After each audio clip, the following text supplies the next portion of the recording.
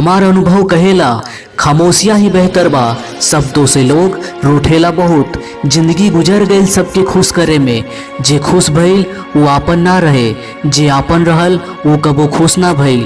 कितना भी समेटला हाथन से फिसलेला जरूर, ई वक्त बा साहब बदलेला जरूर। यकीन करल सीख, शक तो सारी दुनिया करेला। जिंदगी जब देला तो एहसान ना करेला, और जब लेला तो लिहाज ना करेला। दुनिया में दूगो पौधा ऐसन बा जे कबो मुरझाला ना, और अगर जे मुरझा गई तो ओकरा के कोई इलाज ना होला। पहला निस्वार्थ प्रेम और दूसरा अटूट विश्वास। टूटल विश्वास और छूटल बचपन जिंदगी में कबो दोबारा वापस ना मिलेला। नफरत में का रखल ह, मोहब्बत से जियल सीख, काहे कि दुनिया न तो आपन घर है और ना ही आपन ठिकाना। याद रख, दूसरा मौका सिर्फ कहानियाँ देवेला, जिंदगी ना। समय ना लगावा तय करे में कि आपके का करे के है, वरना समय तय करी कि आपके की करे के है। पैसा भी एक ही भाषा बोलेला कि अगर तू आज हमरा के बचा लेब तो काल हम तोहरा के बचा लेब। पैसा कहेला कि हम ऊपर साथ ना जाइब, पर जब तक हम नीचे तोहरा साथ रहब तोहरा के बहुत ऊपर लेके जाइब। अहंकार दिखाकर कोई भी रिश्ता के तोड़े से कहीं ज़्यादा अच्छा बा कि क्षमा मांगकर वो रिश्ता के निभावल जाए। केवल रोजी रोटी कमावल ही हुनर के बात ना बा, बल्कि परिवार के साथ राजी राजी रोटी खाना भी बहुत बड़ा हुनर बा। भगवान कहेला कि कबो केहू के चेहरा के मत देख, बल्कि ओकर मन के देख, काहे कि अगर सफ़ेद रंग में वफा होते तो नमक भी जख्म के दवा होते। सपना वो होला जे सुते ना देला, और अपना वो होला जे रोवे ना देला। प्यार इंसान से कर, ओकर आदत से ना। रूठा ओकर बातन से, मगर ओकरा से ना।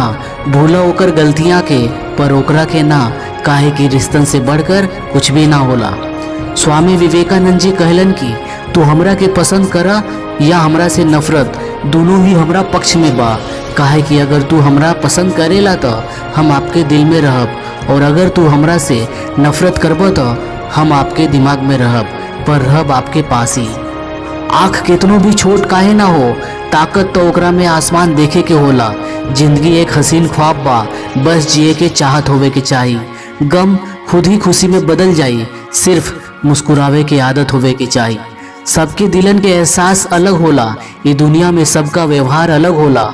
आँख तो सबके एक जैसन ही होला, पर सबके देखे के अंदाज अलग होला। स्वर्ग में सब कुछ बा लेकिन मौत नहीं, गीता में सब कुछ बा लेकिन झूठ नहीं, दुनिया में सब कुछ बा लेकिन केहू के सुकून नहीं।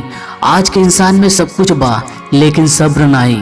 केहू ने का खूब कहल, ना खुशी खरीद पावली ना ही गम बेच पावली, फिर भी हम ना जाने का है हर रोज कमावे जाइली। आज के ज़माने में ज़्यादा अच्छा होवल भी एक गलती बा, काहे कि लोगन के लागेला कि आप दिखावा कर रहल ह। सुबह के चाय और बड़न के राय समय समय पर लेत रहे के चाहिए। पानी के बिना नदी बेकार बा, अतिथि के बिना आंगन बेकार बा। प्रेम ना हो तो सगे संबंधी बेकार बा, पैसा ना हो तो पॉकेट बेकार बा, और जीवन में गुरु ना हो तो जीवन बेकार बा।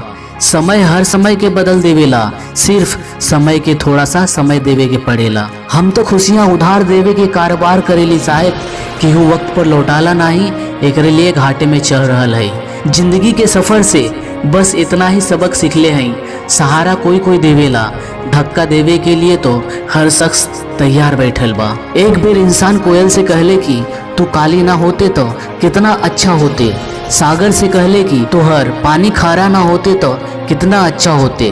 गुलाब से कहले कि तोहरा में कांटा ना होते तो कितना अच्छा होते।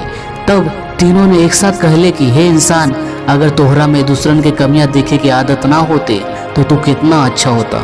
हेलो फ्रेंड्स, तो कैसे ना आप सब। अगर वीडियो आपके अच्छा लगल तो वीडियो के लाइक करी, और ऐसे नहीं मोटिवेशनल से भरल वीडियो देखे खातिर चैनल के सब्सक्राइब करी, और अपन दोस्तन के साथ शेयर करी। तो हम मिलब आपसे अगला वीडियो में, तब तक देखते रहिए मोटिवेशनल भोजपुरी। जय हिंद, वंदे मातरम। Thank you.